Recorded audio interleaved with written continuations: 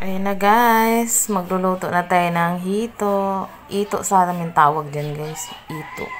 Ito sa Manila, hito. Gagataan natin. Nabili ko to no linggo. Nilagay ko lang sa rep.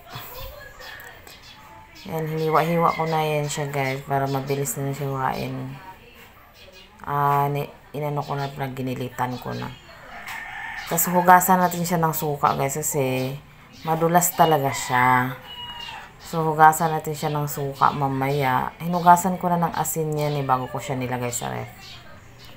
Para mawala yung dulas niya. Tsaka mawala yung lansa. Kaya hugasan natin siya ng suka mamaya.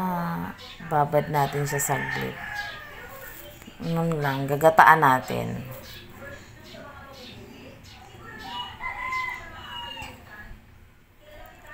Yan na, hugasan natin siya ng suka. Gamit ko dyan guys.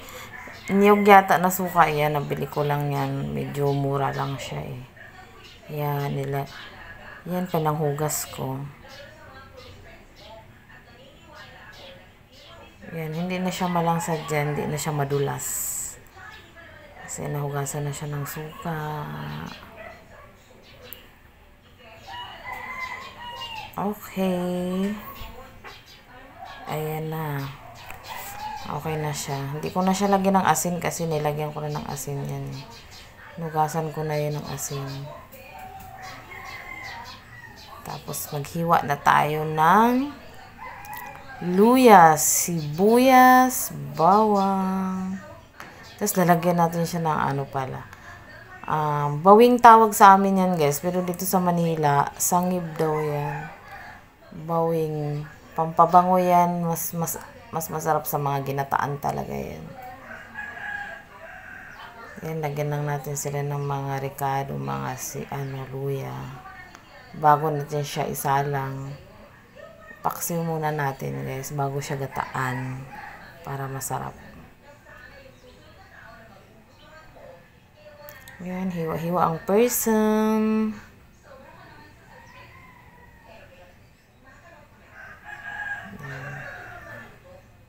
Bawang. Mas masarap kasi pag maraming bawang para mabango. Tapos lagyan natin ng pamintang durog. Lagyan natin siya ng pamintang durog. Yan. Tapos suka. So yan na. Yan na. Ganun pa rin ginamit kong suka. Hindi yan masyado maasim. Tama lang. Tapos habang naghiwa ako ng talong dyan guys, sinalang ko na pala yung hito. Nakasalang na siya. Para mamaya-maya, lagyan na natin siya ng gata. Ang sarap. Hiwain na natin ang talong. Masarap to guys. Pulutan. Ginataang hito. Siya na, may pulutan. Yan, dalawa yung sili. Yung isa nilagay ko na dun kanina. Tapos yan, mamaya na naman yan. Pag ilagay na natin yung gata. Yan pala yung sangib guys. Yan yung bawing sa amin. Sobrang bango niyan. Mabango, malasa, pampawala din ng lansa yan. Sarap niyan. So yan, titingnan na natin yan. Kumulo na siya. Ang bango. Amoy pa lang. Kaya ang bango-bango niya. Pinaksiw ko lang yan siya. Yan, matagal-tagal ang niya kasi medyo pinapalambot ko siya. Tapos nilagay ko na yung gata para manuot yung gata sa laman niya para masarap. So yan, patuyuin lang natin siya konti bago natin ilagay yung gulay para mas malasa. Yan, lagyan na natin ng magic sarap. Lagyan ng konting asin.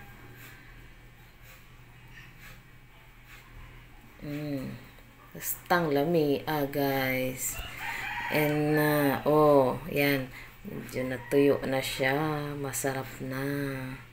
Uy, sarap yan. O, nilagay na natin ang gulay, guys. Pinagsabay ko na yung gulay at saka sangib para mabango na at saka sabay-sabay na sila maluto para patuyuin natin konti. Okay na siya, diba? Ganun lang yan. Takpan lang muna natin dyan. Ayan na siya, guys. Oh. Sarap. Kunti na lang yung sabaw, matutuyo na siya. Yan na yung finished product natin. Ang laki pala niyan, guys. Kulang-kulang 1 kilo na 1 peraso. Ang taba. Tapos, ayan na siya, guys. Kakain na kami. For the tanghalian ng mga person. Ang sarap sobra. Yan lang, guys. Thank you for watching.